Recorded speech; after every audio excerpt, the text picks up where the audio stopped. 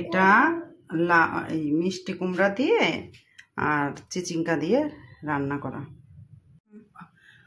আজকে ভাবছি মিষ্টি কুমড়া দিয়ে আর এই যে কুশি দিয়ে রান্না করব।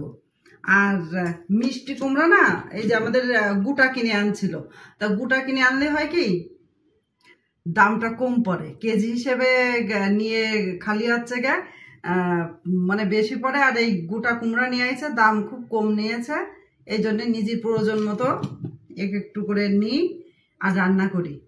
তারপরে যখন দেখবো যে নষ্ট হয়ে আসছে, তারপরে আমি ফ্রিজে ঢুকাবো। আমি সবসময়ের জন্যে এপার ওপার করে কাটি। আজকে যদি এপার কাটলাম, কালকে ওই পার কাটলাম। আমি এই যে চিচিঙ্গা রান্না করব, সব গুছিয়ে নিয়েছি। চিচিঙ্গাগুলো আমি এইভাবে ভাজির মতো কেটে নিয়েছি, আর নিয়েছি একটু পেঁয়াজ, আর এই যে একটু মরিচ, আর এখানে একটু এই যে মিষ্টি কুমড়া, এইগুলো পিস করে নিয়েছি। আর চিচিঙ্গার ব্যাপারে একটু বলি, চিচিঙ্গা না উপর থেকে দেখতে খুব ভালো লাগে, কিন্তু ভিতরে যায় কি জানেন, পোকা থাকে। তা অনেক সময় দেখে নেবেন, আমিও জানতাম পোকা থাকে, কিন্তু আজকে কি হয়েছে মাথায় নেই। মাঝখান থেকে যে ইয়েগুলো ছিল দেখাই, মাঝখান থেকে এই যে বিচিগুলা ছিল, ওই বিচিগুলো আমি ফেলে দিয়ে চিচিঙ্গা কাটা ওরকম ভাজির মতো শুরু করে দিয়েছি। এই দেখেন, আর এই দেখেন, দেখতে মনে হচ্ছে না কত সুন্দর, কিন্তু ভিতরে দেখেন পোকা হাইটে বেড়াচ্ছে। এই দেখেছেন, আর দেখে আবার একেবারে অরুচি লেগে গেছে। শেষে আমি মনাকে ডেকে বলছি, মনা মা তাড়াতাড়ি একটু আলো দিয়ে দে তো। আবার কেমন যেন তখন সন্দেহ জাগলো, মানে জিনিসটা এই দেখেন কি শক্ত, এই জন্যে আমার সন্দেহ জাগলো। আমি যদি এই ভিতরেরটা ফেলে দিয়ে কাটা শুরু করতাম, তাহলে কাটা কিন্তু হয়ে যেত। আমার ভিতরে আমার সন্দেহ জেগেছে, দেখে যে পোকা। তারপরে এই দেখেন, এই যে এই পাশ, এই যে দেখে মনে হচ্ছে পোকা আছে, হাত দিইনি। এই যে এই জন্য চিচিঙ্গা কাটার সময় খুব সুন্দর করে দেখে তারপরে কাটতে হবে।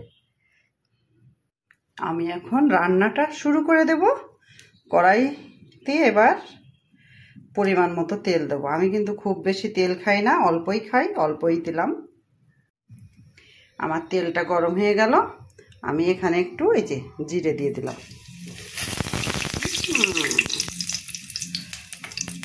তেজপাতা, শুকনো মরিচ, এগুলো চাইলে আপনারা দিয়ে দেবেন কেউ। আমি কারণ তেজপাতা আমার কাছে এখন নেই, উপরে আনতে যেতে হবে, এই জন্য আর গেলাম না। আর এদিকে যাইয়ে আমি এই যে দিয়ে দিলাম,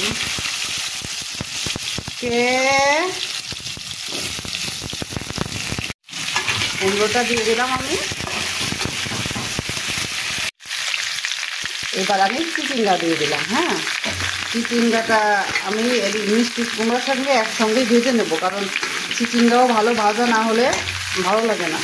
এই জন্য দুটোটাই সমান, মিষ্টি কুমড়ার চিচিঙ্গার দুটোটাই এক। এই জন্য ভালো করে আমি তেলের উপর দিয়ে ভালো করে নেড়ে নেড়ে ভেজে নেব, লবণ আর হলুদ দিয়ে।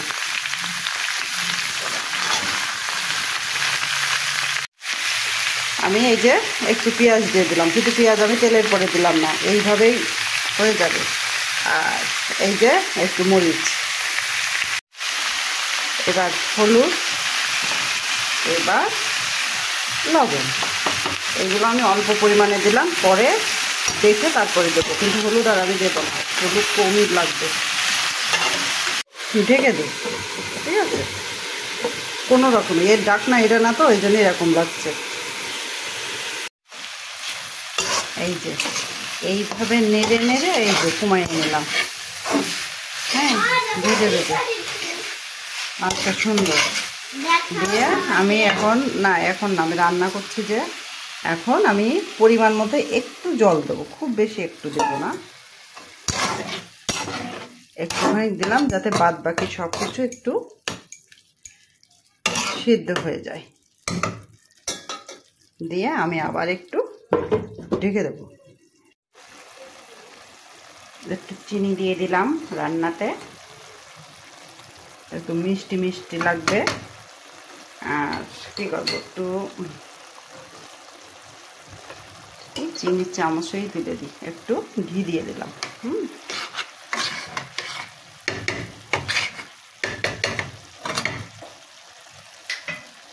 নামানোর আগে চলে একটু চিনি আর একটু ঘি দিয়ে আর হালকা একটু জাল হবে, দিয়ে নামিয়ে নেবো আমি। এই যে আমার রান্না শেষ হয়ে গেল। এই সবজিটা কিন্তু রুটি দিয়ে খেতে অসাধারণ।